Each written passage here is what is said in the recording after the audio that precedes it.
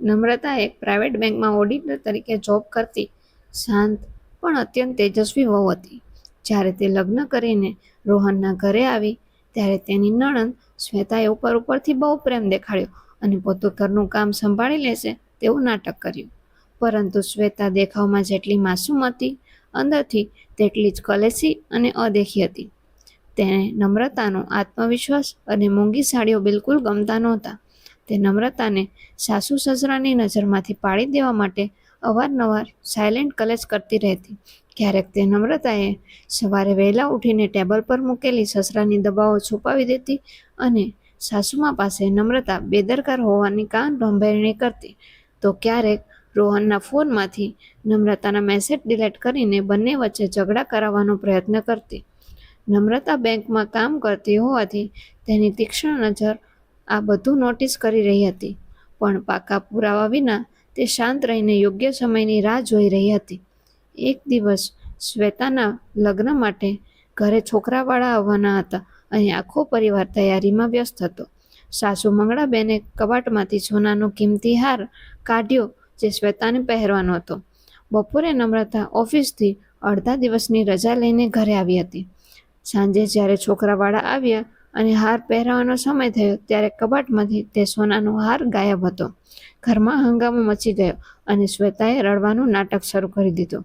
તેણે સાસુમા સામે આંગળી ચીંધતા કહ્યું કે બપોરે જ્યારે મમ્મી ઊંઘતા હતા ત્યારે ઘરમાં માત્ર નમ્રતા જ આવી હતી, એટલે હાર તેણે જ ચોર્યો હશે. સાસુમા અને રોહન પણ મૂંઝવણમાં મુકાઈ ગયા અને નમ્રતા સામે શંકાની નજરે જોવા લાગ્યા. પરંતુ નમ્રતા જરાય ગભરાઈ નહીં. તેણે શાંતિથી કહ્યું કે તેને ખબર છે કે હાર ક્યાં છે. નમ્રતા આખા પરિવારને લઈને સીધી શ્વેતાના રૂમમાં ગઈ અને શ્વેતાના બેડ નીચે પડેલા તેના જ પર્સના ગુપ્તખાનામાંથી સોનાનો હાર બહાર કાઢ્યો. શ્વેતા ધ્રુજવા લાગી અને નમ્રતા પર પોતાને ફસાવાનો આરોપ લગાવવા લાગી.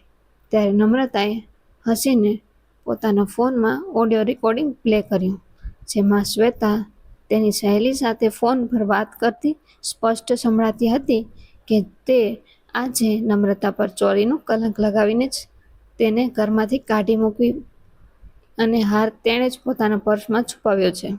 ખરેખર નમ્રતાએ શ્વેતાની હરકતો પર શંકા હોવાથી અગાઉથી જ તેના રૂમમાં એક વોઇસ રેકોર્ડર ગોઠવી દીધું હતું.